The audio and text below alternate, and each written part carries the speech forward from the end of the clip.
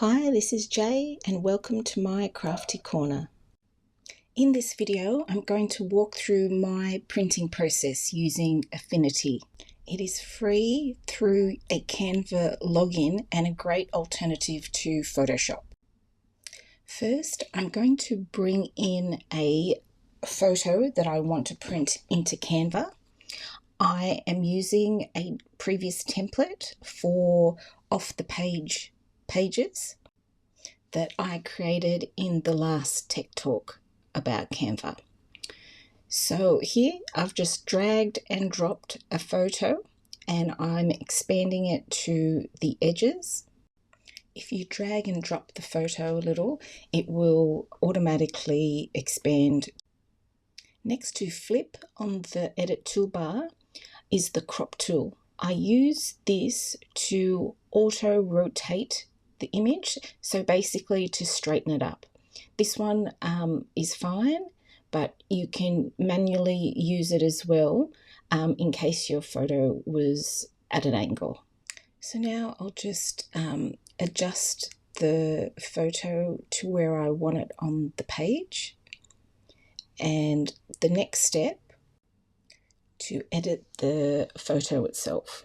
So here there's a lot of different options. I usually go straight to adjust, auto adjust, to see what Canva suggests.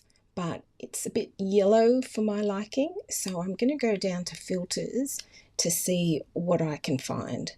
And just under cool, I'll try a few different options and pick the one that I like the best. Once selected, you can actually change the level of intensity of the filter to your liking. Now, because this is off the page, we need to allow space for the hole punches. Under File, Settings, we can add a guide, and here I've got a custom one for 1/2 inch in the margin. With this visible guide, I can now double click the image and move the photo around so I have enough clearance that it won't ruin the picture. So to print this in Affinity, we first need to download a copy to our computer.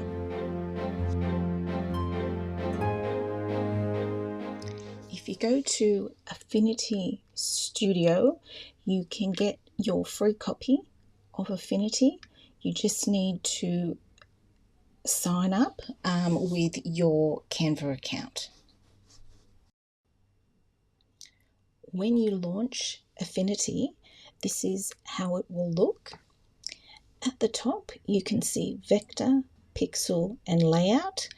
These are essentially different workspaces that you can be in, and the one that I use for my process is vector, as it has the photo icon on the toolbar where you can insert photos easily.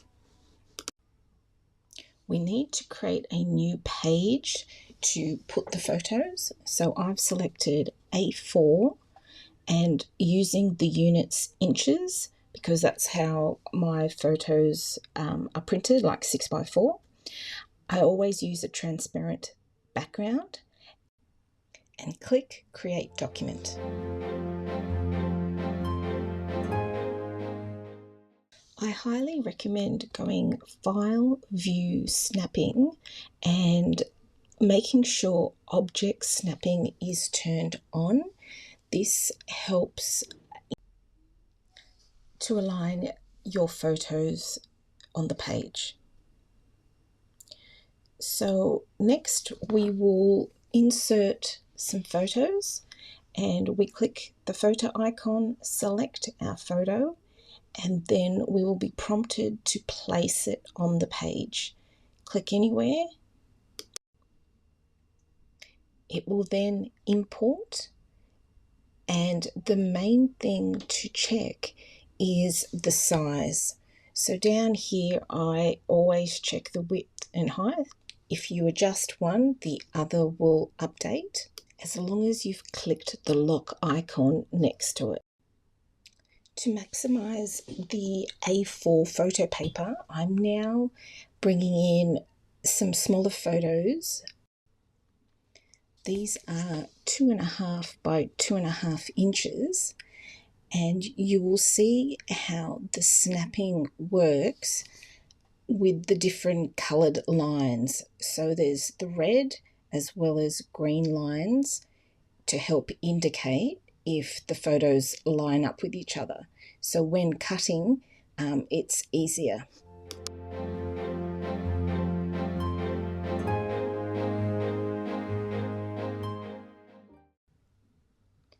I will quickly show you my print options settings that I use. Here I'm printing to an Epson printer, and I've selected the paper size. Whilst crop marks was something available in Photoshop, they've not got that option here, unfortunately. The main thing I check is in print options, print settings, that the right paper tray and paper is selected.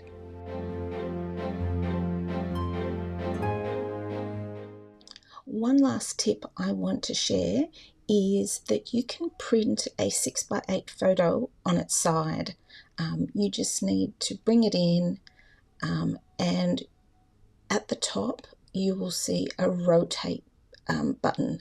I make sure it's 90 degrees and make sure it's 6x8 on the width and height, and that is good to go. Thanks for joining me, and hopefully that was a little helpful. Thanks.